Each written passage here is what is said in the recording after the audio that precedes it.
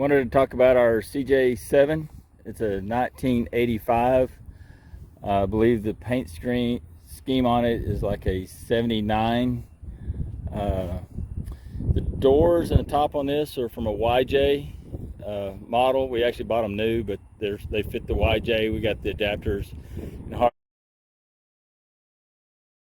hardware. The seat is also out of a YJ in the back.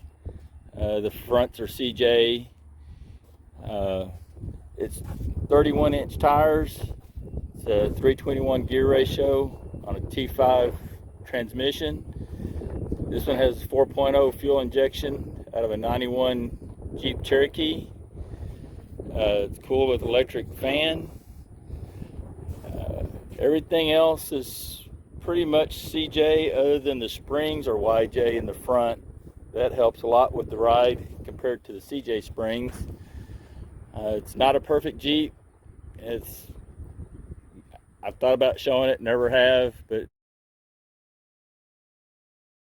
it's really not that great. It's a great daily driver. You can see there's some different color. It was originally red, and nobody bothered to fix the firewall from it. There's some other issues with it, but it's just a great daily driver. I did add the air conditioning to it. Never really use it. We thought we would, and then we wound up going a different route after I installed it. It has diving plate floor pans, which are pretty nice. Not real fond of the rhino lining on the floor. The one thing we did add was the console, which we hate. You can see it's rusted. That's started doing that probably 30 days after we got it.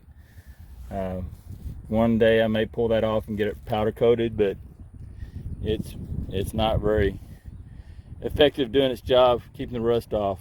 I went with the Kenwood marine radio. I got tired of replacing the radios in it from the rain and car washes, so this one here has lasted pretty good amount of time, probably a couple years, versus the others that only lasted for a few months. I did go with a motorcycle style amp that's hidden up under the dash there. It has enough output to make the speakers sound a lot better. They're the cheap Chinese made speakers that I do need to replace. We've blown them, but they work good enough for what we use it for. Typical CJ stuff, the fuel gauge works half the time. It'll show full correctly, then once you get to the halfway mark, it's anybody's guess. But in the 4 years we've had it, the only time we've run out of gas was the first day we bought it, and we didn't know it didn't work. We drove this as a daily for a little over a year and never ran out. We've taken some trips across Texas several times, and again, never run out. You just fill up every 250 miles. We get about 15, 17 miles a gallon on average. A good day 18, a bad day 15. The wind affects it more than anything on the fuel mileage. Again, somebody did the rhino liner. We've scratched it up. It's not the best stuff on this, the way it's applied. It could be better, but we use the Jeep. We use it quite a bit for camping and getting out and about.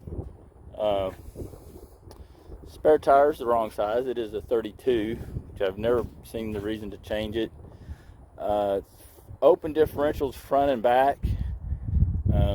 Never really had an issue with it for what we use it for. The open seems fine. We've got it stuck once, and that's really because we hit somebody else's ruts from a monster tire in a pretty good sized pool of water, which the water was coming up almost over the door here. It was actually coming up through the inside of the transmission, so the transmission was completely underwater. The other casualty in that fiasco was the electric fan went underwater when we entered, and it shorted out. So I went with a Ford Courier fan. It's a dual fan system. went with that, especially since we had added the air conditioning. It cools a little bit better, although we never had a problem with the other single fan, which was just a 16-inch fan. But this really is almost twice the capacity of the airflow, so it shouldn't be a problem. And running the air conditioner, you kind of need that. One day maybe we'll use the air conditioner. That's really about it. We've had some issues. One of the only real accident we've had was these brake lines, when they were installed, were not zip tied, and doing some off-roading they flipped around and we didn't know it and rubbed against the tire, and we lost all of our brakes because we lost the brake fluid. So now I got them zip tied to the shocks and it hadn't been a problem. Just something to think about if you're doing a lift kit. This one has a lift. Like I said, it was already on it when we bought it. I'm gonna guess it's about 2 inches. But looking at the spacers on the transmission and a couple of things, it's not radical, but again, for a daily driver, it's just kind of what we needed. It's pretty much perfect. It does have the T5 transmission and Dana 300 transfer case. That T5 is not a great transmission. It's all right for what we use it. We never use the 5th gear, especially with the 321 highway gears. It's just not a reason to. It'll do. We never try to see how fast it will go. I was on a highway where the speed limit was 80, and it wasn't a busy highway, but after a while I realized nobody was passing me, and so I got curious and turned on my GPS on my phone to see what my phone said the speed I was going. And with the 31-inch tires, the speedometer is off, and I was going more than 80 and didn't realize it, because again, this Jeep rides really, really good. It's very easy to drive. It's not like an old beater at the ranch that's it takes 2 hands to drive it. If you put it together right, they will drive fine. We haven't really done anything to it, like I said, other than adding the air conditioning, the radios, the tops, the doors. It does have the clinometer.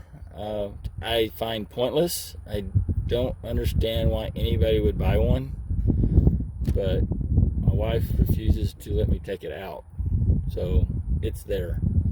I guess she thinks it's cute. Originally bought this for her because she always wanted a Jeep. Even though I'm the Jeep fan, she's the one that wanted one, so we got it for her. And again, she drove it for a little over almost 2 years as a daily, really. The Rhino liner, we find, is hard to clean. Most of that sandy look is beach sand from 4 years ago. We've taken it to the beach a couple of other times. It really didn't get that sandy, but it's pretty hard to get that sand out of there. A lot of scrubbing and fighting on it. Did do the heater upgrade that everybody talks about, using the Blazer blower from a 70s model heater core, and it has helped quite a bit. Although if I turn it to high, my volts drops down to below 12 when normally they're up around 13. So I'm not sure if I need to change the wiring or if I don't have a good ground on there. But running it on medium seems to be fine with this. If I live farther up north, I might look into rewiring it or seeing what's going on that. I'm planning on pulling the heater core out again. I actually bought an extra heater box to rebuild and paint and look prettier, and to put a new heater core in, because this one here's fairly old, and I got it for next to nothing anyway. So When I pull that out, I may recheck the wiring on it and see what's going on with the blower motor. Other than that, that's about all I can say about this little Jeep, other than we love driving it. It gets us, it's probably the most reliable vehicle we got between the diesel pickup and the other Jeep. This one has only failed us really once, and it was a crank position sensor that failed in it, which on this one is really cool. Instead of being in the bell housing, the crank position sensor's on the front, and so it's 2 bolts. You don't have to get hard to get to like you do on the others in the bell housing, which I would think the only way to get to this one would be to pull the transmission, and this was where it's at now. It took about 5 minutes to replace. We did destroy the alternator. We discovered recently when we submerged it, evidently we must have hit the water when the alternator was hot and cracked it, and we had this mysterious noise we couldn't figure out where it was coming from, and so we found it not long ago doing some other work on it. So, but that really wasn't the Jeep's fault. That was kind of our fault for getting it too deep in the water. Would like to find a cover for the fuse. I've been to several junkyards and I know what I'm looking for, but I've yet to find one anywhere. But that's really something that drives me batty, that I can't find one anywhere. I've looked on eBay and Amazon and all the junkyards every time I go and never have found one. So one of these days we'll get around to that. It does have power steering, power brakes, the V-belt or the serpentine belt, since it is a 4.0. That's all nicer than some of the original Jeeps. We've tried the CB. Every CB antenna I've tried, I've broken. I either break on the mount or I break them up on the whip. I've tried moving them different places, and I finally just gave up. Not that many people use the CB anyway anymore. We have one in a portable unit. We could talk to each other, but the range on it just wasn't worth it. And the little Motorola handheld radios are just more convenient. They're easy to handle. You can talk to them outside the vehicle. So we just stick with that. Anyway, here's our little toy and little fun ride. Hope you enjoyed, and I'll do another one soon.